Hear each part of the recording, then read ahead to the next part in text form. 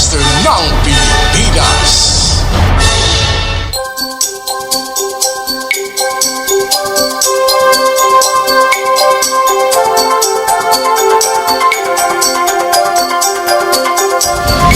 Good evening, I'm Pia Ontiveros. Welcome to Newsnight, where we go above and beyond the headlines. Tonight on the program, a day after a number of unvaccinated people tried to take public transportation in Metro Manila, the government now clarifying the no-vax, no-ride policy is not absolute, saying workers are exempted.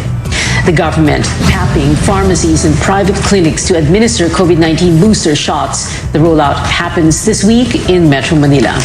And streaming platforms are giving fans a sneak peek of some much-anticipated shows, including a new Marvel series and a Korean adaptation of a Spanish heist crime drama.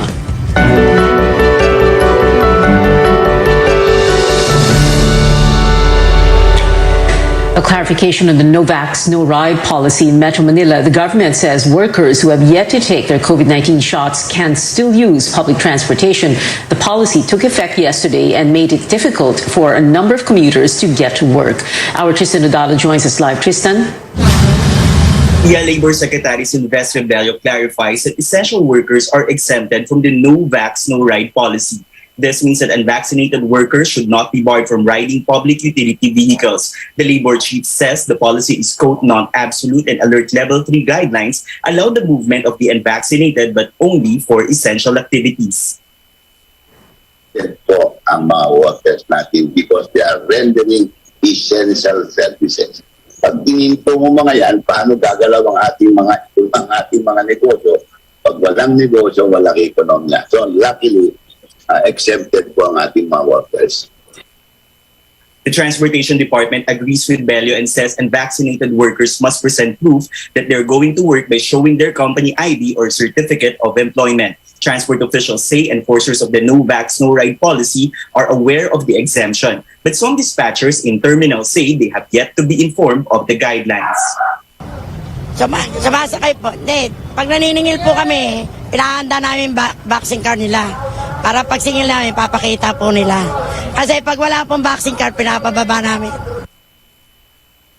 Land Transportation and Franchising and Regulatory Board Director Zona Tamayo tells CNN Philippines that they extend assistance to those who are rejected from using public transport that are not covered by the exemption. Surprisingly, those po na hindi natin inalaw, agreed naman po. Some even volunteered to have their second dose already on yesterday. So we have to assist them, especially those along Commonwealth. We have to turn them over to the task force disciplina for them to be assisted for their vaccination. So relatively po, in general, the passengers who don't have that vaccination cards or are still not fully vaccinated understood the policy that we are now implementing for public transportation. But calls to stop the no vax, no ride policy continue. Senator Kiko Pangilinan wants an end to what he calls a, quote, draconian policy that burdens the poor and those without their own vehicles. Former Senator Cheese Escudero also wants to scrap the policy, citing no legal grounds for it. Apart from workers, the Transportation Department adds that unvaccinated individuals or partially vaccinated individuals can still use public transport for buying groceries. Those with medical condition who cannot be vaccinated must show their medical certificates. And for unvaccinated workers who will have a hard time or encounter problems for public transportation, they can approach their leader of the enforcers and remind them of the exemptions. Back to you, Pia. Tristan Nadalo there reporting. The Health Department reporting 28,471 new COVID-19 infections. The first time in almost a week, the daily average falls below 30,000. Health Secretary Francisco Duque had said the COVID-19 growth rate in the country is slowing down. He explained the average daily reported cases only increased by 71%, with nearly 35,000 infections from January 11 to 17, compared to up to the 725% growth rate from December 28 to January 3, and the 689% increase the following week. Nag-umpisa na magplato, Mr. President, but we still don't know kung sisipa pa ba ito muli or patuloy na magplato. Tapos hopefully bababa siya. Duque, however, cautions the country is still at critical risk. The health department also says 18 provinces and cities under alert level 3 are showing an upward trend of COVID-19 cases, similar to the spike here in Metro Manila. We're showing you the list on your screens, most of them in the Visayas and Mindanao. Local governments in these areas are asked to prepare their health facilities as more people are expected to get sick because of low vaccine coverage of less than 40%. Meanwhile, provinces under alert level 2 are asked to accelerate their vaccination efforts to reduce transmission and prevent hospitalization of patients in case of a spike. DOH data shows Sulu, Maguindanao, Basilan, and Tawi-Tawi has less or have less than 20% vaccine coverage. Pagtaas ng kaso sa ibang rehiyon ay hindi magiging isolated case. Ito po ay nakakaapekto sa lahat ng kalapit na rehiyon. Kasama po dyan ang NCR Plus at ang kabuuan ng Luzon na may mas malaking pagtaas ng kaso ngayon kumpara nung Delta experience natin noong September 2021.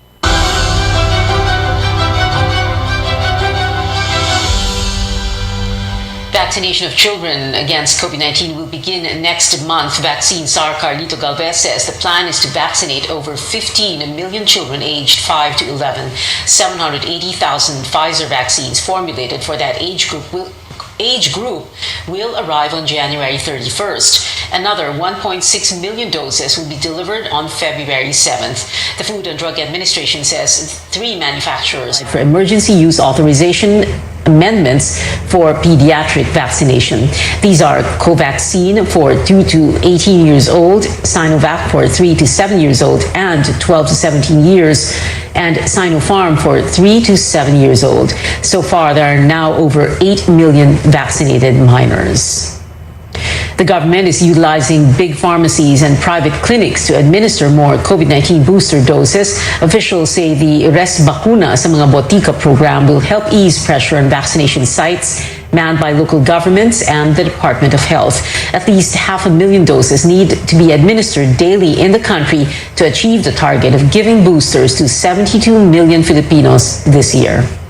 Mr. President, this is our way forward to hand over the responsibility of the vaccination from the national government center to its complete devolution to the LGUs and the private sector in the preparation for the future commercialization of the vaccine. So mangyayari po si Secretary Anyo at saka po ang private sector na po ang mamumuno po ng mga vaccination program po natin through the LGUs. The pilot run will begin on Thursday in 7 locations across Metro Manila. You can see that list on your screens. Now, vaccine experts again stressing the importance of getting an additional COVID-19 vaccine dose as the highly contagious Omicron variant spreads rapidly. An infectious disease expert says a third shot can give protection as high as 93% against the virus and is up to 96% effective against hospitalization. Nakikita namin ngayon yung mga nagka-severe. These are mostly unvaccinated. And there are a few of those who are fully vaccinated but has not received the booster. No? So doon talaga makikita mo yung disparity between getting the severe infection and getting the milder infection. Persistence of antibody responses in the context of Omicron is still ongoing. So we still don't have definitive answers. Although there have been some suggestion na the persistence of antibodies will be as same or longer than in the boosters will be the same or longer than those for the second dose. So we could expect a much longer protection compared to just having 2 doses. Meanwhile, early data from Israel suggests a 4th dose of Pfizer or Moderna's vaccine can increase antibodies, but it may still not be enough to prevent breakthrough infections caused by Omicron. Researchers note that the level of antibodies needed against the variant may be too high for both vaccines, even if they still performed well. Last month, the Middle Eastern nation pioneered a trial of the additional booster in healthy participants ahead of its rollout to those more at risk of getting COVID-19. Now, despite being the early global leader in coronavirus vaccination, Israel is struggling to inoculate children. The vast majority of those under age 11 are still not immunized. And as CNN's Hadas Gold tells us, hospitals are seeing a surge in cases among the youth. For months, this children's COVID ward at Sheba Hospital in central Israel sat empty. Now it's reopened, and nurses are suiting up again, as health experts estimate that COVID cases in children will soon surge to tens of thousands per day. Dr. Itai Pesach, director of the Safra Children's Hospital at Sheba, says that during the last wave, they had at their peak around 15 children in the COVID ward. We already broke that number during this week, and I'm sure it's going to be higher because the rate of positive people and positive children around the country is still rising. But something is different about this wave. Most of the kids in the COVID ward weren't admitted because of COVID. We found them to be positive while we were treating them for other illnesses. So the COVID actually complicates a little bit the conditions. We have to care for them, but otherwise it poses no significant medical risk for them. Dr. Pesach is especially worried about the long-term ramifications of so many positive cases. Children with even asymptomatic COVID infections sometimes develop a debilitating disorder called PIMS, Pediatric Inflammatory Multisystem Syndrome. If Omicron does cause PIMS, the huge number of positive cases that we see would definitely bring a wave of PIMS later, and PIMS is a significant disorder. We know that the vaccine protects from PIMS in a very good way. So going back to the vaccine, if most of the kids were vaccinated, we wouldn't have to worry about what's going to happen in a month now. But less than 15% of Israeli children aged 5 to 11 are vaccinated. As health officials try to get more life-saving shots into arms, the education system is soldiering on. Here in Israel, we are absolutely sure that open schools are the best option, even under most difficult circumstances. And our policy is very clear to keep schools open under any circumstances. At the Gratz Elementary School in Tel Aviv, open windows for ventilation, masks, and a new kind of homework. Because of an intense demand for testing, whether at home or performed by professionals, the Israeli government has decided to give each student in the education system 3 free at-home antigen tests. The school's COVID coordinator, Marit Chaviv, can barely keep up with her students' positive tests and quarantines. It's crazy. It's like a wave. It's a tsunami. It's not even just a regular wave. It's a real tsunami that just flushes everything. That's it. But she agrees schools must stay open, despite the risks. I think it would be easier to shut down schools, yes, but it's a problem. I'm a mother. I have 2 boys, and I know how hard for them it is to stay at home. And I think it's more important that the kids will stay in some kind of a regular routine, come back to school every day, see their friends, and I think it's much more important. And so the children in Israel continue on, testing and hoping that they can make it through the tsunami. Hadas Gold, CNN, Tel Aviv. In other headlines overseas, Moderna should have data on a vaccine targeting Omicron by March, according to its CEO. The pharmaceutical firm also working on a single dose that covers both flu and COVID-19 to help address concerns about getting separate shots. Moderna isn't planning to have the combined dose ready until late next year, and even then it will only be available in some countries. Australia reports its deadliest day since the pandemic began. The country listed at least 74 fatalities on Monday, including 36 in New South Wales, 16 in Queensland, and the rest in Victoria, which also saw record hospitalizations last week. Other states and territories have yet to report figures. Australia's previous record daily death toll was 57. Beijing vowing to join hands with the Philippines to resolve South China Sea disputes. Chinese State Councilor and Foreign Minister Wang Yi made the statement during the 5th Manila Forum for Philippines-China relations. Wang said issues should be addressed properly and not affect bilateral ties. Manila logged a flurry of diplomatic protests against Beijing last year, which continued to assert maritime claims in the West Philippine Sea, despite a 2016 Hague ruling invalidating them. Coming up on Newsnight, authorities identify a 4th inmate who bolted maximum security compound of the New Bilibid prison in Muntinlupa. And the poll body is set to begin printing the final ballots for the May elections. More when we return.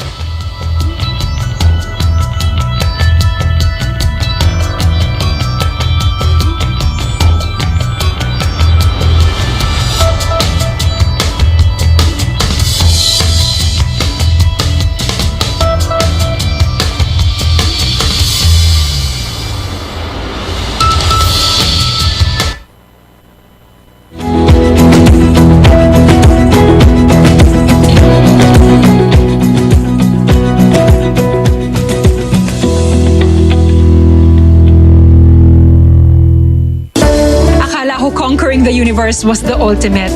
But there's more. Dahil tinawag ho ako ng Panginoon for a major purpose. To guide the youth, help communities, and to bring others closer to Him. Kaya I take care of my health through proper diet, exercise, and MX3 capsule. I am ready to serve. Kasi para sa Panginoon, hindi lang ako fourth runner-up. First place ako sa puso niya. Mahalagang paalala, ang MX3 capsule ay hindi gamot at hindi dapat gamiting panggamot sa anumang uri ng sakit. Kay dami mong pinagdaanan, ngayon pa ba susukuan? Kung lahat tayo'y nabibigatan, sama-sama natin tong lagpasan. Sa bawat laban, hinebra tayo. At sa pag-ahon, hinebra tayo. Sa huling patak ng bagong tapang, pagsubok mo ay malalampasan. Sasama-samang huling patak, tuloy-tindi ang bagong tapang. Lalaban Hanggang sa huling patak, para sa pangarap, para sa pamilya, para sa bayan. Hanggang sa uli patak para sa One Metro Nation.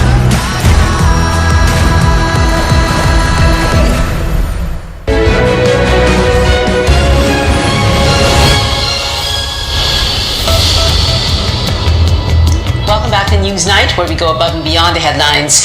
The Bureau of Corrections reports another missing inmate of the New Bilibid prison, and maybe among those who managed to escape on Monday. Our George Quiles joins us. George, what do we know about this fourth fugitive? The Bureau of Corrections identified the fourth escapee as Chris Ablas, who was convicted for robbery with homicide. This means two convicts are still on the loose, Ablas and Dracilu Falcon. The Bucor describes these detainees as armed and dangerous. Yesterday, two of the inmates, Pacifico Adlawan and Arwin Bayo, were killed during a supposed encounter with authorities. Metro Manila Police Chief Major General Vic Danao has ordered an intensive manhunt operation, alerting all units on the ground to help in the immediate arrest of the remaining two. The Bucor has offered 100,000 peso bounty for information that would lead to the whereabouts of Ablas and Falcon. Justice Secretary Minardo Guevara wants to know how the inmates managed to escape the maximum security compound and how they were able to get firearms and other weapons. Guevara ordered the National Bureau of into the jailbreak. He also wants administrative sanctions against Bucor officials who will be found guilty of gross neglect of duty. Yeah. George, speaking of the NBI, drug suspect Kerwin Espinosa also trying to escape from the agency's detention facility.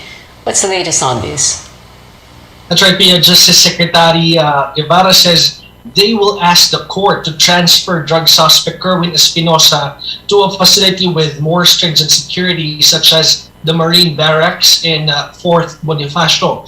The NBI earlier reported Espinosa and two other detainees planned to escape their detention facility through an air vent. Espinosa has been under the NBI's custody since his repatriation from the United Arab Emirates on 2016. Authorities asked the court to place Espinosa under the NBI's watch due to security risks, since his father, former Albuera Leyte Mayor Rolando Espinosa, was killed during a police operation inside the Leyte Provincial Jail in Baybay City, also in 2016. Back to you. George Quiles there reporting.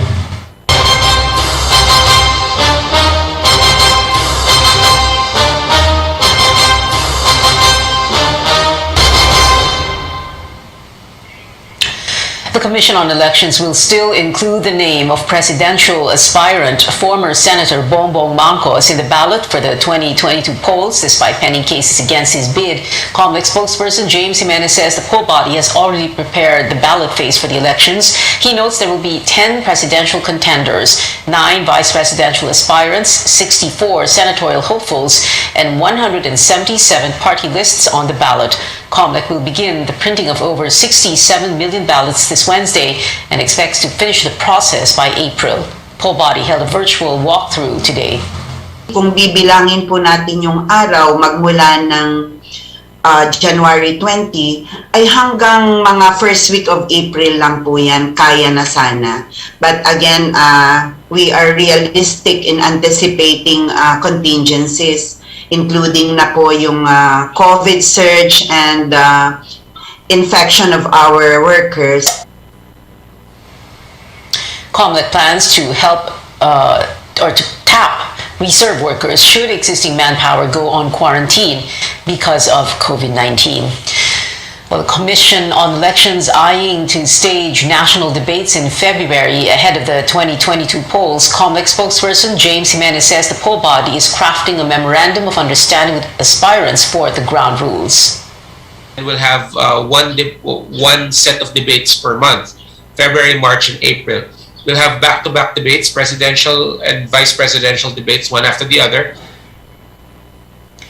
The COMELEC earlier said the debates will be under a hybrid setup. Candidates will attend in person and the audience will watch virtually. A look at what some presidential aspirants are up to. Manila Mayor Isko Moreno says the Manila Zoo will open its doors for the COVID vaccination of children and senior citizens tomorrow. Senator Manny Pacquiao reiterates the need to increase the minimum salary of health workers to 50,000 pesos a month. And the campaign against the return of the Marcoses and martial law or karma slammed former Senator Bongbong Marcos after he pledged to increase the funding of the Anti-Communist Task Force. Karma says his father, former President Ferdinand Marcos, also used the military and tactics such as red tagging to maintain his dictatorial rule. Bongbong has yet to respond, or the younger Marcos has yet to respond to the group statement. Straight-head golf star Yuka Saso is set to wear Japan's colors in her next tournament, and we get a preview of some exciting new shows, including South Korea's take on Netflix's Money Heist. Keep it here on CNN Philippines.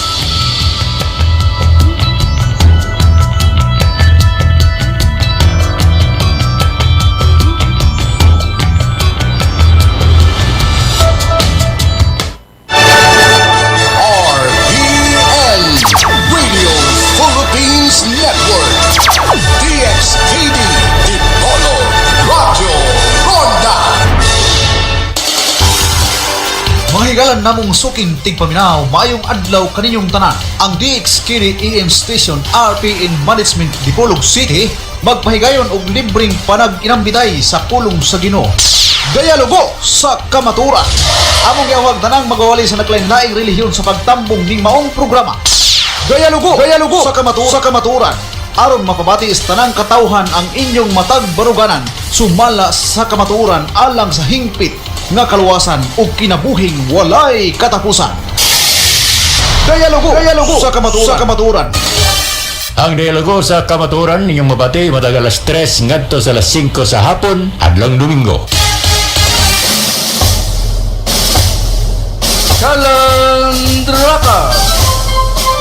Tulumanon nga kurbahinam sa mga suking tigpaminaw, mga tigmo nga nagtangag sa premiong makalingaw. Kalandrakas, musabwag-usab sa mga impormasyon nga may kalambigitan sa kalambuan o kayuhan sa katawhan. Kalandrakas, mualagad kaninyo. Kalandrakas.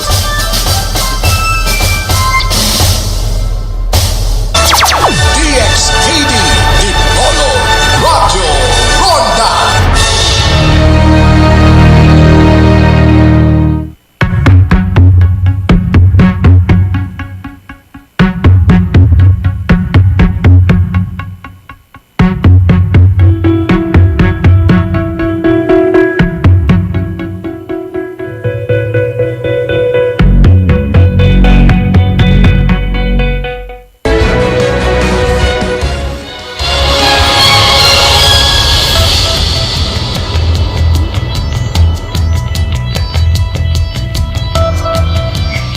Welcome back to CNN Philippines. The Philippine Basketball Association is set to hold a board meeting next week to decide on the fate of its season-ending Governor's Cup. The import-laced conference was put to a halt last January 3rd. Under Alert Level 3, sports leagues are prohibited from staging live games except those under a full bubble setup. But PBA Commissioner Willie Marshall is hopeful they can resume under a home venue home scheme after getting the nod of the Games and Amusements Board. kausap ko si Chairman Mitra last Sunday morning, na sinabi niya na nag-endorse na sila ng letter sa IATF na payagan tayo maglaro ng tinatawag nilang Type C bubble, yung home venue home. Malamang sa tumataas itong Omicron na to, tapos kung papalarin tayo magsimula, sigurado magdadagdag tayo ng mga protocols at pagsasabihan natin ng mga players, pati baka mga penalties, mga fines, baka may mga dadagdag tayo, itataas tayo. Overseas, the Ladies Professional Golf Association, or LPGA, now recognizing Yuka Saso as a Japanese athlete. The reigning U.S. Women's Open champion previously had dual citizenship and represented the Philippines, but Saso chose to become a Japanese citizen last year. The LPGA website now features the Japanese flag alongside the athlete's name. Meanwhile, tennis champion Novak Djokovic may miss out on more global tournaments, including the next Madrid Open. The Spanish Prime Minister says any athlete competing there must comply with Spain's health rules. This was echoed by France, meaning the tennis star may also be barred from the French Open. Djokovic was recently deported from Australia for being unvaccinated against COVID-19. With this, he was unable to defend his Australian Open title. And catching netizens' attention, streaming platforms are giving fans a glimpse of some much-anticipated shows. Marvel fans, take a look at this newly unveiled poster for Moon Knight, starring Oscar Isaac. The trailer, also released today, hints at a darker, thrilling series set for streaming on Disney Plus, March 30th. There's chaos in here.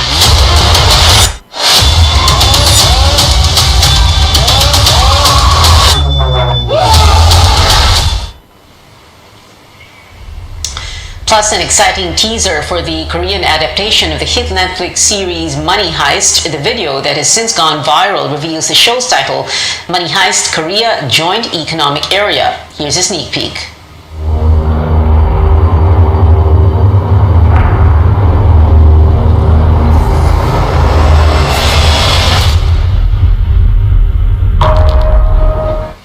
The teaser also shows off some cast members. Squid Game's Park Hae-soo plays Berlin, while Yoo Ji-tae takes on the role of the professor. And before we go, movie award season ramping up overseas. CNN's David Daniel has the latest in the Hollywood Minute. Where is who? Your boss. My boss. Clearly, you don't know me.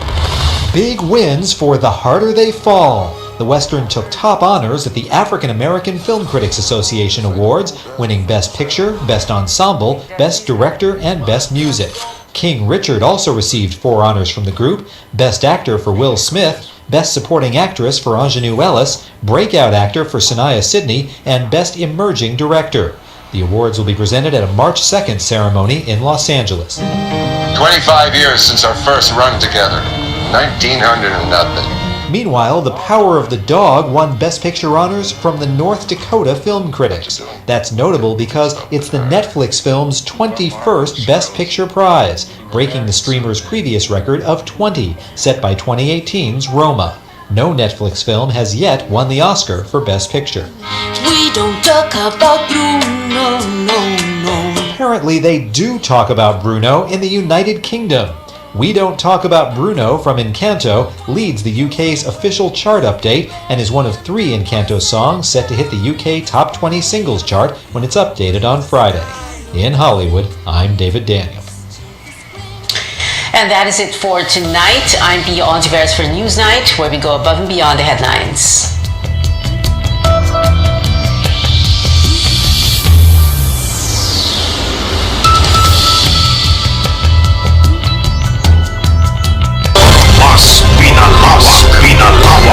Mas pinalakas RPN sa iba't ibang mga lalawigan.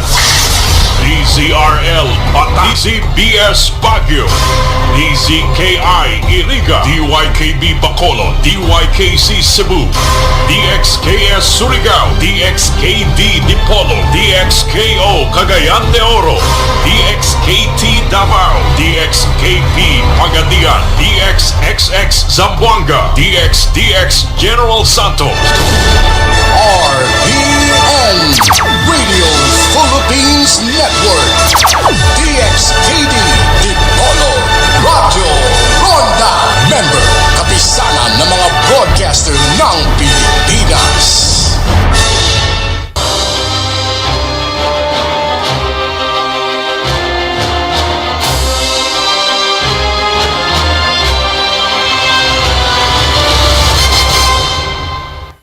Helping Filipinos navigate through a raging pandemic and now seeking answers from the Commission on Elections over an alleged data breach. Vice President Leni Robredo juggles her time to personally address these top-of-mind national concerns while making her case to the Filipino people to bid or in a bid for the highest position in the land come May 9th, 2022. We now have the Vice President herself for an up-close interview here on Newsnight. Good evening, ma'am, and thank you very much for joining us. Let's begin with this, the pandemic, of course, that is really top of mind.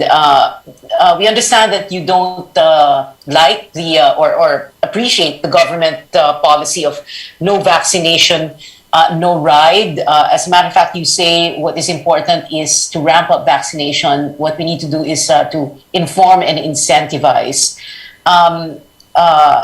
Can you explain more about that? You know, Pia, we have been having Vaccine Express in many parts of the country. And from our experience, hindi kailangan takutan eh. From our experience, kailangan mo lang talagang tiyagaan to educate people. You have to make sure that yung vaccination accessible to them. And pangatlo, talagang to incentivize. I will give you a very specific example. We did the vaccination in Capas Tarlac for the Aita community. Before we went, we were already being warned that ayaw ng Aita community magpabakuna. Pero when we went, talagang we worked with the local government unit, sinundo sila, nagbigay kami ng mga food packs, nagbigay kami ng mga other incentives. And you know, the turnout was very, very good. And we have not just done that in Capas, but we have been doing that elsewhere. So para sa akin, dapat sana yung vaccination, hindi siya lalabas na paparusahan ka kung hindi ka bakunado. Pero talagang we go out of our way and exert our best effort to really educate, to really bring the vaccination where people are and provide incentives. You brought up this issue about bringing the vaccination to people, no? And that is something I remember in late December when I interviewed Charlie Galvez, and he was saying that that could be a logistical challenge for the LGUs in lalo na sa far-flung areas. Can you talk about that? Totoong logistical challenge siya, Pia, pero government should not do it alone. Our Vaccine Express initiatives, we were able to do a lot of things because we have been partnering with the private sector. Sa amin, Pia, hindi siya naging mahirap. Hindi siya naging mahirap because all our initiatives has really been a collaboration, not just between our office and the private sector, but also with the local government unit. Okay. Ma'am, about a week, was that a week or 2 weeks ago, I remember you were very upset with allegations on social media that one of your daughters had skipped or cut quarantine or something or other. And also, after Christmas, before New Year's, ang daming nagalit doon sa Poblacion Girl and yung isa pa, no? Pero nakasuhan din naman yung dalawa. The question here is how should we move forward on something like this when there are alleged blatant disregard for the rules? How do we appeal to Filipinos, to our citizens, to parang integrity yan eh. Integrity is what you do even when no one is looking, right? Pia, dapat natuto tayo from the lessons na yung Poblacion Girl incident gave us. Nung sumabog yon, marami yung naglabasan. Apparently, it has been happening already. So gusto kong sabihin, may problema tayo sa implementation. Kasi yung protocols naman are in place. Kaya sa akin, Pia, kailangan we should have learned from that lesson kasi it was very costly for us. So yung sa akin, halimbawa, ito personal experience, Pia, na yung mga anak ko traveled from the US, dumating sila on the 20th, na-swab sila on the 24th, lumabas yung kanilang results on the 25th. Sa tatlo kong anak, isa yung nag-positive. So my daughter was telling me na tinawagan siya ng Bureau of Quarantine, the protocols were explained to her, ang advice sa kanya, isolation facility. So ano naman, klaro yung mga protocols. So after checking out of the hotel, she went straight to the isolation facility, and when nasa isolation facility, meron mga protocols in place. She was still required to do home quarantine for another 6 days. So kung nasusunod lang sana ito, Pia, maayos lahat. Halimbawa yung sa anak ko, walang nahawa in the family, na-control yung spread of the virus. The main reason why nangyari yung Poblacion Girl incident, kasi may nagsiskip ng protocols na kung hindi sumabog, hindi ma-reveal yung mga gaps in the implementation. Which is also why kinasuhan na nga several people and groups. No? But ma'am, my last question before we go to a break, if you were to win the election, what is the first thing you would do to address the pandemic on day 1, June 30, minutes after taking your oath, for example, if you were to win? Ako, Pia, talagang yung pinaka-first agenda is freedom from COVID. If we are able to control the transmission of the virus, it will set everything else in motion. So, eto yung first major step towards full recovery. And then we need to ensure the availability of jobs and livelihoods as we begin to make our way forward in the new normal. I think in mid-November, we put out our kalayaan sa COVID plan already. And in December, we put out our hanap buhay para sa lahat. It's available sa lennyrobredo.com. And yung sinasabi natin, the core principle of this plan is ensuring that progress is felt in the communities, and really that begins with jobs. Yung kalayaan sa COVID, kabahagi doon yung getting the economy back on its feet, making sure that the healthcare system will be resilient moving forward, and yung education, grabe yung damage to the education of our children. 2 years na, Pia, 2 years na hindi talaga nakakapasok yung marami sa ating mga So talagang ito yung mga priorities natin. And since elections na pinag-usapan, ma'am, let's jump from the pandemic to politics. But we're going to do that after taking this very short break. Keep it here on CNN Philippines.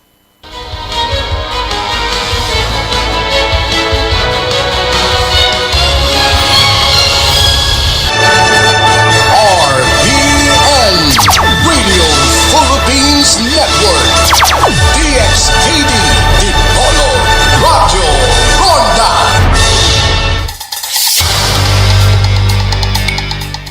Taliwala sa nahiagumang pandemya ning atong nasud karon, naninguha ang nasyonal nga pangagamhanan nga ipaabot sa kadaghanan ang mga tubag sa nagbaha nga mga pangutana kabahin sa kahimtang sa tanang katawhan, pinaagi na sa PCOO kun Presidential Communications Operations Office ni Secretary Martin Andanar.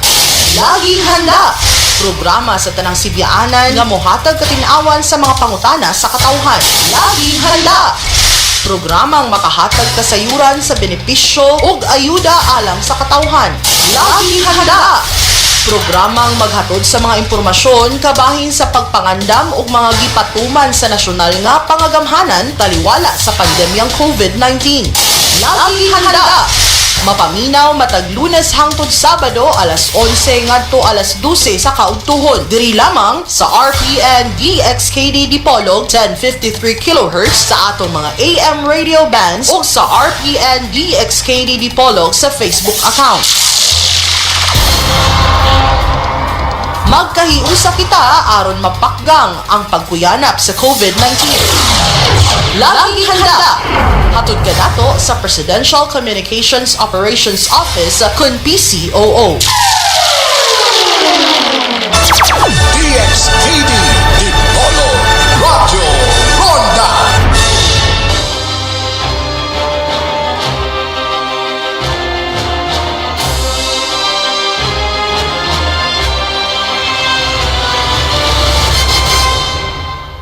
Welcome back. This is Up Close with the presidential aspirant VP Lenny Robredo.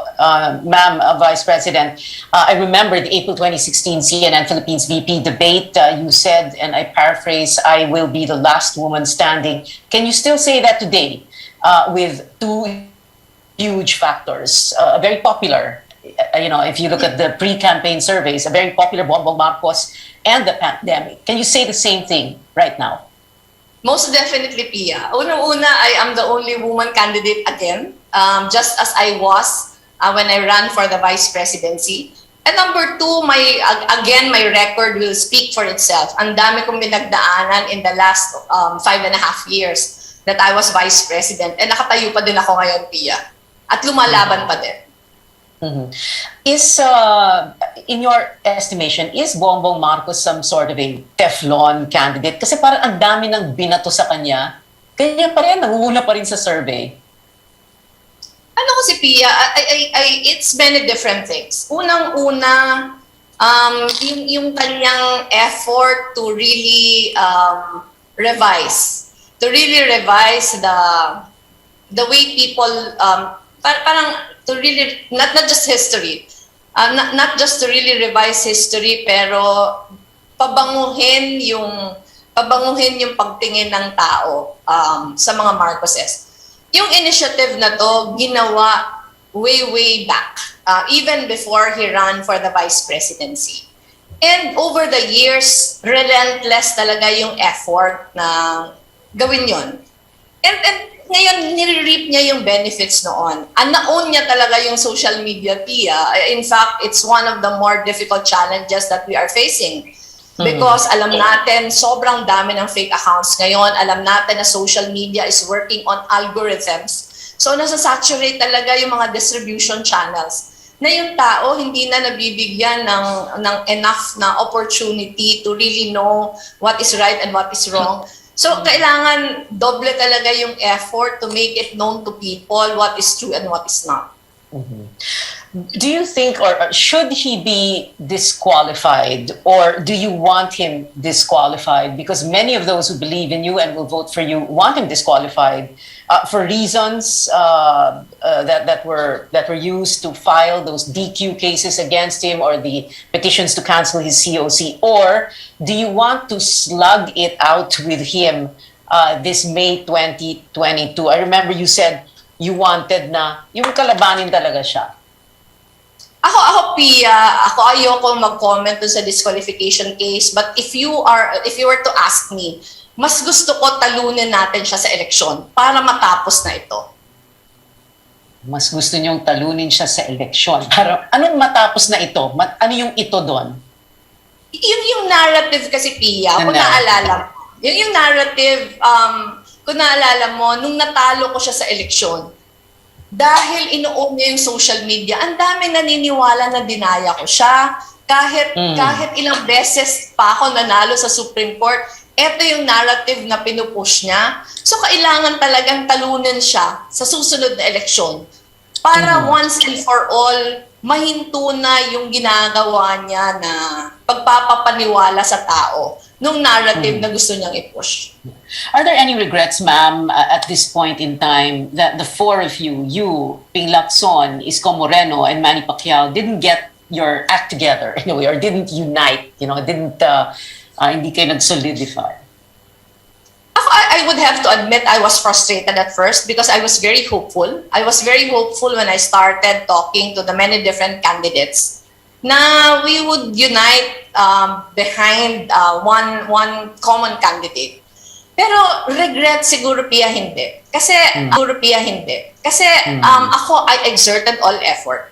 And after the talks failed, To a very large extent, I was successful in uniting not the presidential candidates, but the very many groups that are behind our candidacy now. Maraming ngayon mga volunteers, Pia, na iba-iba yung pinanggalingan. So sabi ko, if I was not able to unite the presidential candidates, at least ito, yung tao, yung sinusubukan natin na i-unite pang lalo. Pag-usapan natin sandali lang yung kampanya because there was this announcement that you have this new campaign slogan. So very briefly talk about that, but at the same time talk about that previous effort to kumbaga juxtapose you against President Duterte as the Tatay Digong, and then you were going to be the parang mother figure, the nanay, the ina, but that didn't work out ba? Yung naging problema namin when we started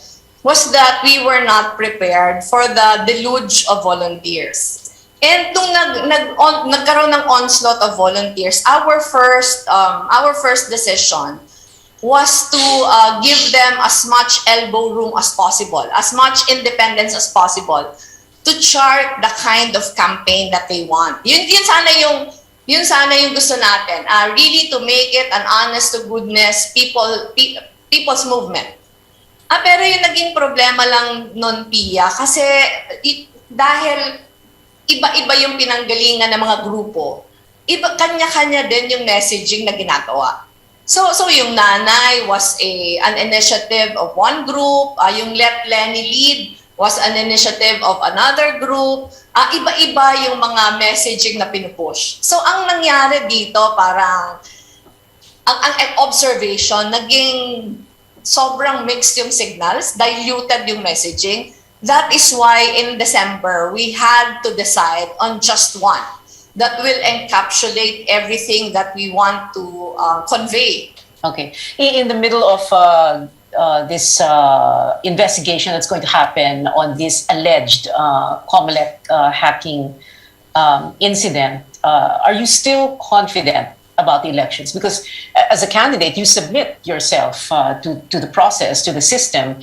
You won in 2016. It's practically the same system. So, andyan pa po ba yung kumpiyansa ninyo?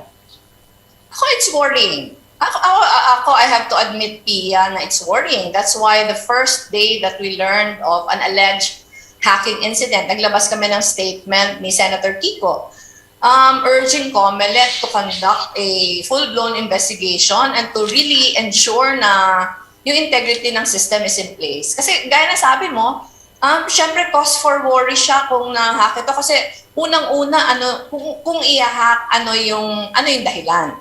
So kung ang dahilan is to meddle with the with the integrity of the elections, it is worrying not just for us candidates, pero syempre for the electorate. Kasi gusto lang naman natin masiguro na yung boses ng tao yung madadala. So yung sa akin, it is enough reason for us to stay vigilant. Kailangan talagang tutukan natin yung buong proseso just to make sure na kung ano yung will ng tao, yun yung lalabas during the elections. Yes, that is the most important. Ma'am, we have a minute to go, and I know this may not sound like a very fair question to you, but it's so important, especially because, people's attention spans are so short, and we don't always have the luxury of time to explain everything. But there are three big things here. One, the economy, reviving the economy. Two, the war on corruption and the war on drugs, which were the centerpieces of the Duterte administration. So my question here would be, and if you can, put it in one minute capsule, what is it that you're going to do in the first 100 days? One, to revive the economy. Two, I'm sure you want to continue this war on corruption. And three, how are you going to reimagine this war on drugs? Ako yung number one, Pia, naglabas na ako yung hanap buhay para sa lahat and kalayaan sa COVID plan. Nandun yung lahat na detalye. But at the core of a more long-term view are the goals na stopping corruption, investing in the Filipino, taking advantage of available technology. So parang it should encapsulate everything after we control the pandemic. Pero yung sa drugs, I will pursue it with as much vigor.